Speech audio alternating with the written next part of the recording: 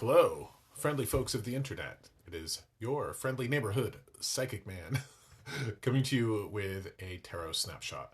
This is a larger tarot reading. I try to keep it under 10 minutes, where we take a look at where we're at, what vexes and perplexes us, and what heals and reveals. So that's the three cards that I take a look at here. You know, taking a snapshot into where we're collectively at, what's challenging us, and what can offer us some guidance. Before I get into it, I want to remind everybody that this weekend, Sunday, May 25th, is our first Goblin Market of the year. I had somebody ask me today, actually at the Pottery Studio, what the Goblin Market is. And they were like, it's not the season yet. And I'm like, hell it ain't. Think witchy farmers market. That's what it is. We're going to have aura photography, tarot readers, mediums, artists, musicians, food, music. I am going to be selling my pottery there for the very first time, but I'm also going to be releasing this. The Secret to Life Ain't So Secret. Down to Earth Spirituality, #1. And I'm just going to take a quick flash through this book and how I designed it.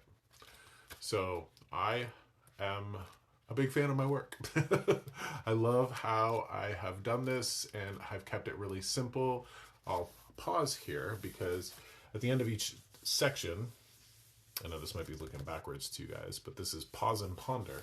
So at the end of each section, I have these questions where you can jot some answers in or just think about things that have to do with those sections. Now, this is the first in what I call my Down to Earth Spirituality series. Book number 2, pretty sure is going to be out by Halloween. But I'm in love with this, and I'm going to be releasing this. This is available for pre-order on my website, signed copies, as well as via Amazon. Let's get into this reading, and I want to tell you about the messages that I'm getting for us all collectively, because I need to hear this message as much as anybody else. This doesn't have to do with politics. This doesn't have to do with anything that's going on really outside of us. Maybe it has to do with a little bit of the culture that we're exposed to. But I want to talk to you today about the idea of being a finished product. I don't know where it comes from. I have an idea of where it comes from. But none of us are finished products. We should always, always be working on our body, on our mind, on our emotions, and on our spirit. Always working on them, training them, healing them. How many of us will, and I'm guilty of this as much as anybody else is, how many of us would go work out, get on a fitness regimen, would, eat better, get to a certain degree of fitness, and then just kind of stop? It's like, oh, we've achieved our goal. And then we gain back all the weight that we've lost. I don't know how many times I've done that. And I don't think it's because, we're destined to be a certain weight or a certain size. I don't think that is. I think that we are shown that there is oftentimes a completion in our process. You set a goal. Well, you achieve the goal. Well, once you've achieved the goal, nobody talks about maintaining the goal you've achieved. When you get the diploma, when you graduate high school, nobody talks about keeping the diploma. I think the American dream contributes to this. I think the idea of happily ever after contributes to this. The American dream, you work hard, you go to college, you get a job and a career, and you have kids, and then it's just coasting. No, you have to keep working at your career. You have to keep learning, whether you have a college degree or not. You have to work on your kids and keep them healthy and keep them developing into healthy, sane individuals. We have to do the same for ourselves. While that might sound exhausting for us, I don't think it is. I think it is an opportunity for us to continue to discover new layers in ourselves, new depths, because we're never, as much as we're never a finished product, we're never something that is completely discovered. You'll never see all of the world around you. You'll never discover everything about yourself.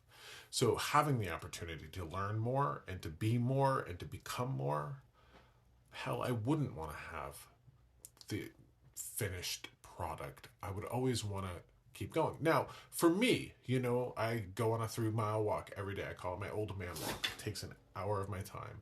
I work out. I have a set of exercises that I do. Imagine if I was a finished product, though. Imagine if I had like the perfect, healthiest body and I never had to do anything to maintain that or get it or work on it. Well, I'd become lethargic. I wouldn't be giving myself the benefit of working out and going outside. So I get so much out of continuing that process versus feeling like I got to the end of it and oh, I'm done now. I can kick my feet up. Who wants to kick their feet up? I don't want to kick my feet up. I don't want to stop learning about myself and about this world. So let me shuffle 3 times. And I just want to remind you that, I think a lot of us can grow frustrated with that idea that why can't I get to the end of this? Why can't I get to my happily ever after? Why can't I get to a sense of resolution? I think in small ways in our lives we're going to, but in big ways as well, we're just going to keep on going, keep on learning. Even when we die, we're not done. There's more processes, we reincarnate, we keep going, I would much rather have the opportunity to participate in infinity than to participate in a road that has an end. The card that represents us in this tarot snapshot is the Knight of Cups. Weirdly, my card of the week. So we keep on moving on. This is a card of emotion. This is a card of devotion. This is a card of integrity and honor and love. Why would we want to continue to work on ourselves? And the knights always come up as a reminder for me in training. You got to think about knights and swords. You would never learn how to use a sword and then stop practicing with it. You always have to keep practicing with it. And that's like a musical instrument. You want to keep practicing with that musical instrument. You want to keep honing your craft because you're devoted to a higher calling. Are you devoted to love? Are you devoted to your family? Are you devoted to the idea of grace and compassion? Are you devoted to your community? Are you devoted to your art? If you're devoted to something, you keep working on it. This is the Holy Grail. This is a real slow process, a sense of patience. The river that gets carved through the Grand Canyon. I think the greatest energy that can sustain us on our journey and on our path and on our purpose is love itself. The card that represents what challenges us or vexes and perplexes us. The King of Pentacles. The idea that we get to sit on the throne and have it all. Look at this person, the King of Pentacles. He's the king of his kingdom. He's earned it all. He's achieved it all. And you think about that. Even in tarot, we start out at the ace and we go through the suit. We go 2, 3, 4, all the way up to 10. Then we go page, knight, queen, king. And there's a sense of finality there. But without the court cards, we're taught that we go ace to 10, and then we start all over again, and we start all over again, and we start all over again.